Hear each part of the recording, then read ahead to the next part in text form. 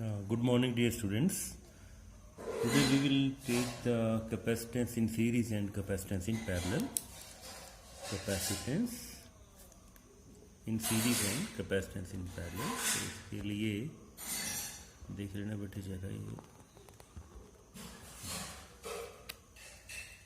capacitance in series मतलब कि जब आपने कैपेसिटर्स को सीरीज में लगाया हुआ है, ठीक है बेटो।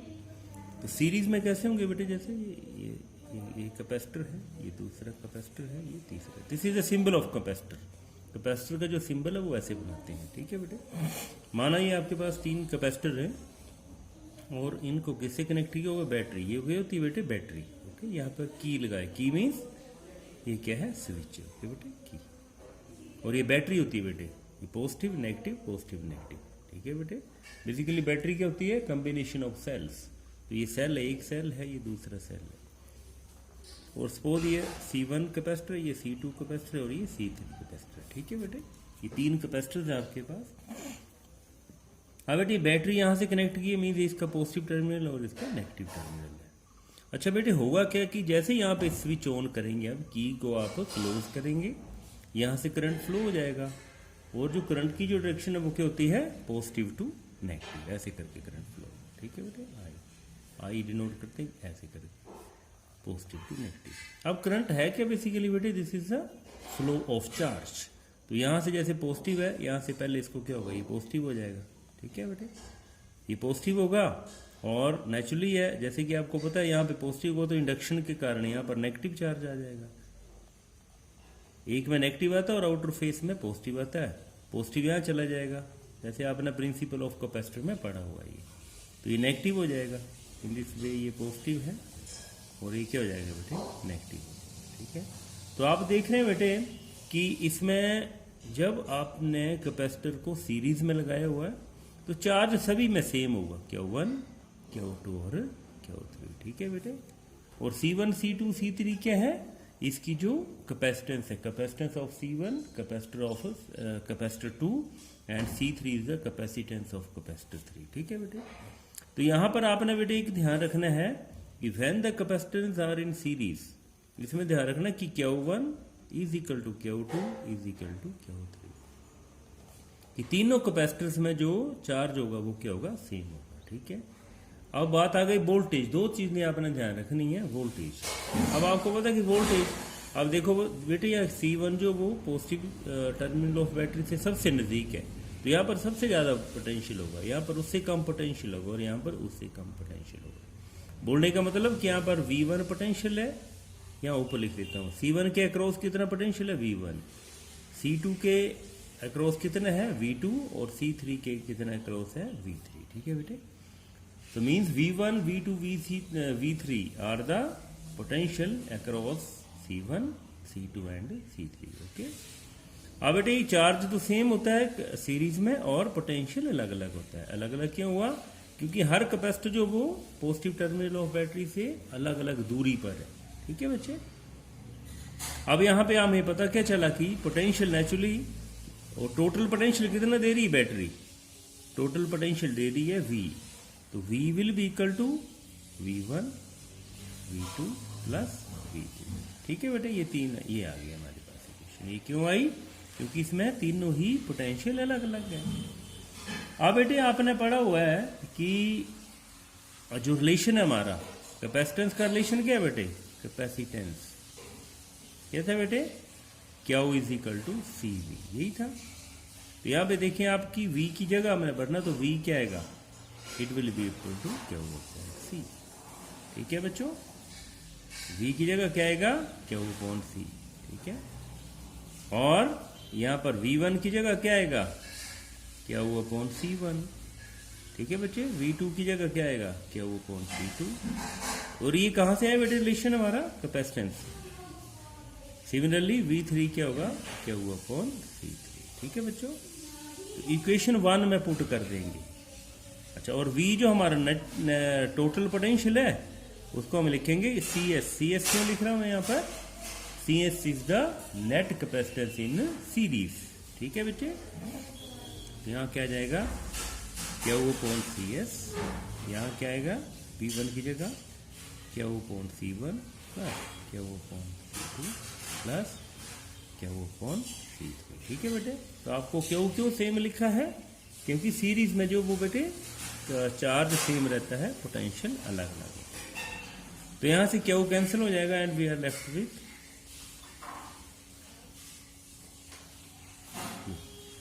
तो this is the net capacitance in series. कहां पर है बेटे, ये सीरीज में जो नेट कैपेसिटेंस होती है वो इन दिस वे होती है 1/सीरीज। ठीक है बेटे, अब देखेंगे हम capacitance in parallel. Capacitance in parallel, इसको बेटे हम क्या बोलते हैं, ग्रुपिंग ऑफ कैपेसिटर्स भी बोलते हैं, कि ग्रुपिंग कैसे करनी कैपेसिटर्स की। जब आपके पास 3 भी हो सकते हैं, 5 भी, जितने मर्जी number of capacitance can be there. Okay, इसके कुछ न्यूमेरिकल करके भी मैं बताऊंगा आपको, तब ये क्लैरिटी हो जाएगी। तो सबसे पहले तो पैरेलल में कनेक्ट कैसे करना बेटे, ये C1 है, ये C2 है और ये C3। ये क्या बेटे, C1 कैपेसिटर है, ये C2 कैपेसिटर है और ये C3 कैपेसिटर। ठीक है, और यहाँ पर, और इसको किसके साथ कनेक्ट करते हैं बच्चों, बैटरी। ये बैटरी, यहाँ पर कीज रूल लगाते हैं बेटे। की क्या होता है, स्विच। ठीक है बच्चों, अब इसमें ध्यान रखना कि सीरीज में क्या था, तीनों कैपेसिटर्स में सेम चार्ज था, लेकिन यहाँ पर चार्ज अलग अलग होगा। क्यों बेटे, सपोज यहाँ पर चार्ज क्या फ्लो कर रहा है, तो नेचुरली यहाँ पर जो जंक्शन पॉइंट है, यहाँ पर चार्ज डिफरेंट हो जाएगा। यहाँ पर Q1 आ जाएगा, यहाँ पर Q2 आ जाएगा और यहाँ पर Q3 आ जाएगा। ठीक है बेटे, चार्ज अलग अलग होगा। लेकिन अगर आप देखें तो C1, C2 एंड C3 सभी का जो डिस्टेंस है पॉजिटिव टर्मिनल ऑफ बैटरी से वो क्या है, सेम है। इट मीन्स यहाँ पर पोटेंशियल क्या होगा, यहाँ पर भी V होगा, यहाँ पर भी V होगा और यहाँ पर भी V होगा। यही डिफरेंस है बेटे दोनों में, कि जब कैपेसिटर्स को सीरीज में लगाते हैं तो चार्ज सेम रहता है और पोटेंशियल अलग अलग रहता है। लेकिन जब चार्जेस को हम कहाँ लगाते हैं, पैरेलल में, तो इसमें चार्ज अलग अलग होते हैं और पोटेंशियल सेम होता है। ठीक है बच्चे, तो बेटे यहाँ पर आएगा टोटल चार्ज क्या होगा, नेट चार्ज। नेट चार्ज आपको बताइए, Q is equal to Q1 plus Q2 plus Q3। ठीक है बच्चों, ये हमारी फर्स्ट इक्वेशन बनी पैरेलल के केस में। अब बच्चों देखेंगे कि इसमें क्या वैल्यू आती है हमारी। अब Q की जगह पुट करेंगे हम, वी नो दैट क्या था बेटे, जो कैपेसिटेंस की जो हमारी डेफिनेशन थी उसे Q is equal to CV, यही था ना बच्चों। अब नेट चार्ज है तो यहाँ पर हम नेट, यहाँ पे क्या लिखूंगा, CP क्यों लिखा मैंने, द कैपेसिटेंस इन पैरेलल। ठीक है बच्चों, और V क्या है, पोटेंशियल। ठीक है, अब यहाँ पर पोटेंशियल सेम है, तो Q की जगह क्या लिखेंगे, सॉरी Q1 की जगह क्या आएगा, C1 इंटू V। Q2 की जगह क्या आएगा बेटे, Q2 की जगह आएगा C2 इंटू V, और Q3 की जगह क्या आएगा, C3 इंटू V। तो पुट कर देंगे यहाँ पर, इन प्लेस ऑफ Q क्या पुट करेंगे यहाँ पर, CPV। CP क्यों लिखा है हमने, कैपेसिटेंस इन पैरेलल, और Q1 की जगह C1V प्लस Q2 की जगह C2V प्लस Q3 की जगह C3V। क्यों बेटे, तो ये आ जाएगा। अब हम पुट करेंगे बेटे यहाँ पे V कॉमन लेकर यहाँ से कट हो जाएगा, so we are left with CP is equal to C1 plus C2 plus C3। So ये बेटे this is the capacitance in parallel. Parallel में क्या था बेटे, the algebraic sum of the capacitance in parallel is equal to the net capacitance in parallel. But in case of series में क्या था बेटे, सीरीज में क्या था, the net reciprocal of the capacitance in series is equal to the algebraic sum of the individual capacitances of the capacitor. तो ये था बेटे हमारा capacitance in series and capacitance in parallel. ठीक है बेटे, अब देखेंगे बेटे इसका कोई एग्जांपल मैं आपको न्यूमेरिकल करके बताता हूँ, क्योंकि न्यूमेरिकल ज़्यादातर आते हैं। ठीक है बेटे, अच्छा बेटे, कई बार आपको एक क्वेश्चन आ जाता है कि can we have a capacitor of 1 farad, पता है ना फैरेड होती है इसकी, फैरेड कैपेसिटी, कि क्या हमारे पास कभी एक कैपेसिटर हो सकता है जिसकी जो कैपेसिटेंस है वो कितनी है 1 फैरेड, क्या ये पॉसिबल है? तो उसके लिए बेटे आपने बेसिकली जो हमारा बेटे अर्थ है, अर्थ की कैपेसिटेंस भी हमारी माइक्रो फैरेड से आती है। कितना बड़ा अर्थ है, ठीक है, जो धरती है उसकी भी जो कैपेसिटेंस है वो माइक्रो फैरेड्स में आती है। तो इट मीन्स 1 फैरेड जो कैपेसिटी वो बहुत ज्यादा होती है। तो इसका क्या आंसर आएगा? No, we can not have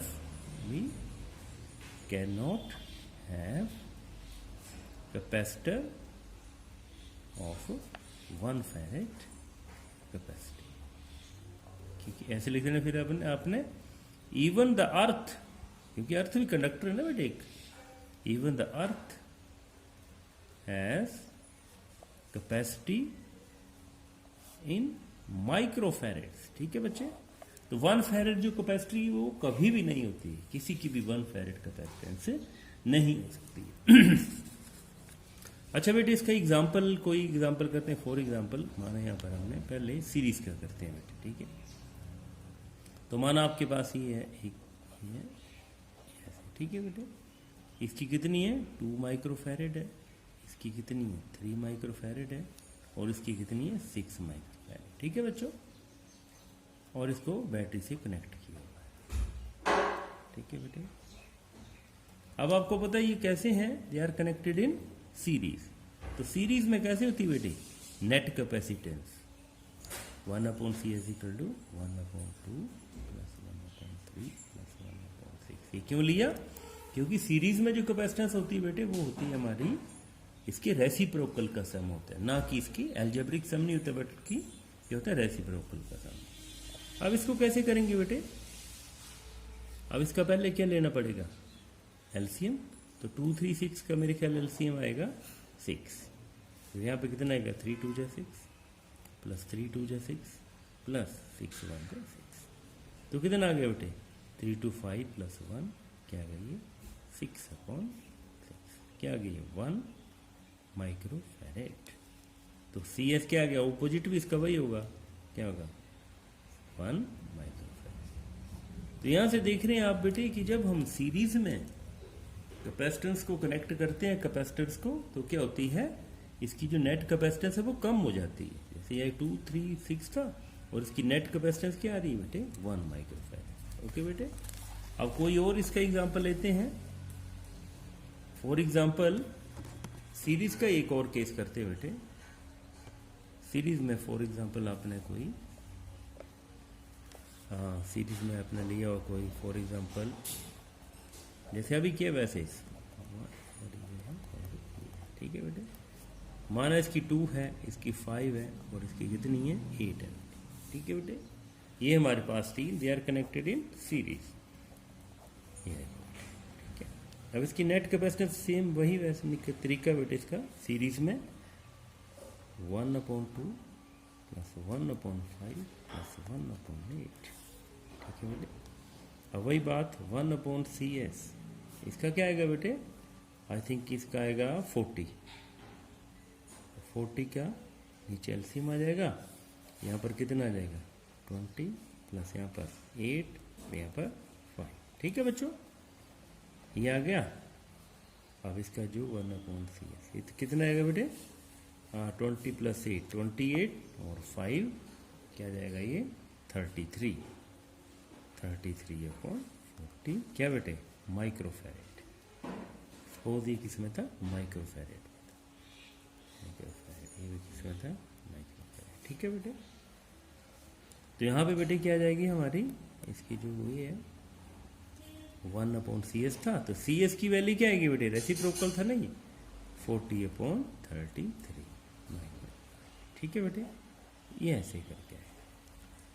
So these were the examples when the capacitors are connected in series, ठीक है बच्चों।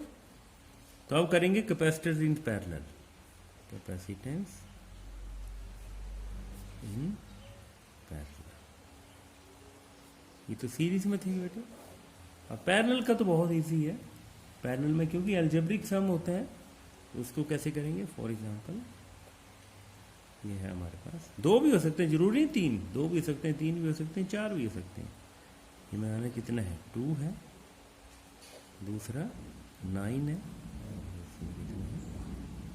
100 माइक्रोफैरेड करके कनेक्टेड है। ठीक है बेटे, बैटरी से कनेक्टेड है। ये बैटरी होती है बेटे और ये कैपेसिटर। अब इसका तो बहुत इजी है बेटे, क्योंकि सीपी पैरेलल में डायरेक्टली होता है 2 + 9 + 100। ठीक है बेटे, तो इसका क्या आंसर आ गया? CP is equal to 111 microfarad. ठीक है बेटे, these are the sum examples of the parallel. तो पैरेलल का तो बहुत इजी है क्योंकि इसको डायरेक्टली आपने ऐड करना होता है, लेकिन सीरीज में पहले आप उसको वैसे करेंगे और इसका फिर क्या ले लेंगे? इसका रेसिप्रोकल। ठीक है बच्चों, तो these are the examples of the grouping of capacitors. ठीक है बेटे, अब इसके बेटे कई बार ऐसे एग्जांपल आते हैं हमारे पास कि वो क्या होते हैं, वो उसमें कुछ सीरीज में होते हैं और कुछ पैरेलल में होते हैं। तो उस केस को वैसे कैसे सॉल्व करेंगे वो आपने, इसको मैं एक दो आपको एग्जांपल करके बताता हूँ। माना आपके पास ऐसा एक कोई कॉम्बिनेशन है, ठीक है बेटे, और ठीक है बेटे, ऐसे ही आपके पास कोई कॉम्बिनेशन। ठीक है बेटे, अब इसमें बेटे अगर देखें फोर, और सभी आपने मान ली कि सभी कितने हैं? 3 माइक्रोफैरेड के हैं। C1 है, C2 है, C3 है, C4 है, C5 है और C6 है। इसको इसी तरीके से समझाने के लिए C1 इज इक्वल टू,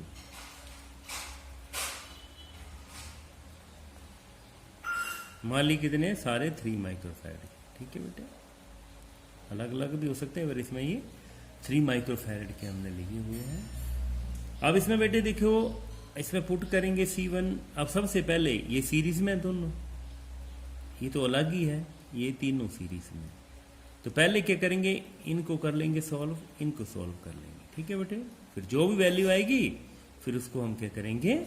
उसको हम पैरेलल में कर देंगे। तो उसकी आपने इक्विवेलेंट सर्किट बनाने। तो सबसे पहले तो C1 और C2 की निकालेंगे सीरीज में। तो क्या आएगा? ये 1/C12 लिख रहा है, क्योंकि सीरीज में, इसलिए मैं क्या ले रहा हूं? उसको रेसिप्रोकल में ले रहा हूं,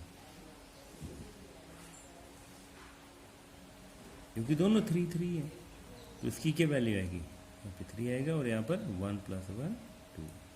तो C12 की वैल्यू क्या आ गई बेटे? 3/2 माइक्रोफैरेड। ये अपोजिट क्यों कर दिया? क्योंकि ये 1/C12 की वैल्यू थी। अब हम C4 5 6 की वैल्यू निकालेंगे। 1/C4 5 6, इसकी भी वैल्यू वही, ये भी 3 है, ये भी 3 है और ये भी 3 है। 1/3 + 1/3 + 1/3। ठीक है बेटे, तो इसका क्या आ जाएगा? यहाँ पर LCM 3 आएगा। 1/C4 5 6, 1/3 आएगा। यहाँ पर क्या आ गया? 1 + 1 + 1, 3/3 माइक्रोफैरेड। तो क्या आ गया? C4 5 6 की वैल्यू क्या आ गई? 1 माइक्रोफैरेड। ठीक है बच्चों, ये दोनों हमारे पास, इसकी कितनी आ गई है? 3/2 और इसकी कितनी आ गई है? 1। अब इसका इक्विवेलेंट सर्किट बना देंगे हम। अब एक क्या बच गया बेटे? एक ये बन गया, एक ये तो पहले से था और ये बन गया। ठीक है, ये क्या था बेटे? C12, ये क्या था? C3 और ये क्या था? C4 5 6। अब इसकी कितनी वैल्यू आई बेटे? C12 की 3/2, इसकी कितनी है? 3 है और इसकी कितनी है बेटे? 1। तो अब सारे इकट्ठा निकाल देंगे। ये है क्या? CP लिख दिया मैंने इसको कि टोटल कितनी आएगी। तो ये होगी बेटे सीधे, अब तो ये पैरेलल में है तो इनको पैरेलल में सीधे ऐड कर देंगे, 3 और +1। तो क्या आ गई आपके पास वैल्यू? 3/2 + 4। तो क्या आ जाएगी? 3/2 + 8। क्या आ गया बेटे? CP = 11/2। ठीक है बेटे, ये आ गया आपके पास 5.5 माइक्रोफैरेड। ठीक है बेटे, इनको आपने ऐसे करना है। ठीक है बच्चे, अब नेक्स्ट है बेटे इसका जो टॉपिक है वेन डे ग्राफ जनरेटर, तो वो भी मैं आपको करवा देता हूँ। When day graph generator very easy है, छोटा सा है ये वेन डे ग्राफ जनरेटर। इसके लिए वेन डे ग्राफ जनरेटर बेटे आपने जब भी और पढ़ना है तो आपने नोट्स आपके साथ में होने चाहिए, तब आपके साथ क्लियर होगा। Basically when day graph generator क्या है, इसको जनरेटर क्यों बोला गया, बेसिकली चार्ज सप्लाई करता है, ठीक है, चार्ज जो उसको सप्लाई करेगा। तो इसका सबसे पहले क्या होता है, यहाँ पर एक सफेयर है, ये सर्कल नहीं बेटे, क्या है ये, एक सफेयर है, ठीक है। अब इसके साथ क्या होता है, यहाँ पर इसको एक लगाई हुई है, दो स्पोर्ट्स लगाई हुई है, ठीक है बेटे, ऐसे। अब इसमें एक EHT होगा बेटे, EHT इलेक्ट्रिक हाई टेंशन, क्या बोलते हैं इसको, इलेक्ट्रिक हाई टेंशन। बोलने का मतलब कि यहां से चार्ज सप्लाई होंगे बेटे, क्या होंगे, चार्ज सप्लाई होंगे। यहां पर एक बेल्ट लगाई है बेटे, बेल्ट, ये इंसुलेटिंग मटेरियल की है, जैसे रबड़ होता है ना वैसे एक बेल्ट लगाई है।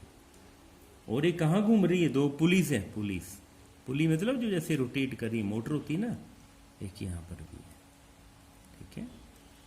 ये बेल्ट है बेटे, इस पर क्या करेंगे, यहाँ से चार्ज सप्लाई होगा और चार्ज यहाँ पे जाएगा। यहाँ पे कॉम्स लगाई हैं दो, C1 और ये क्या है बेटे, this comb is called C2, ये C2 है और ये है C1। कॉम्स क्यों, इसका मतलब समझाता हूँ। कॉम्स मीन ये चार्ज को स्प्रे करेंगी, C2 कलेक्टिंग कॉम्ब होती है और C1 क्या होती है बेटे, दिस इज स्प्रेइंग कॉम्ब। यहाँ से चार्ज आ रहा है और यहाँ पे चार्ज ये इसको कलेक्ट करेगा।